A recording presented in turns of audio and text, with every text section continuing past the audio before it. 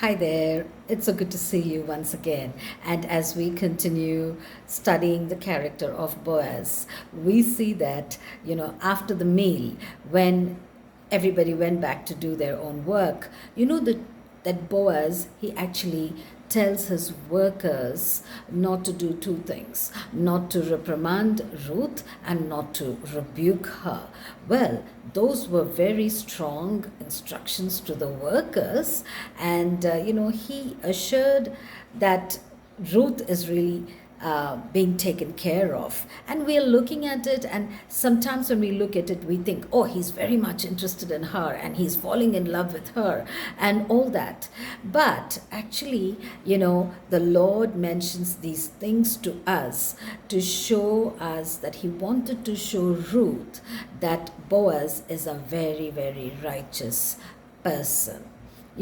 Because later in the story, when Naomi tells her to go and lay down at his feet and then ask him to, become her kinsman redeemer, hers and Naomi's, Ruth already knew about Boaz, right? His character personally. That's what the Lord was showing her, that here is a person who is very, very righteous. And God needed to show that to Ruth.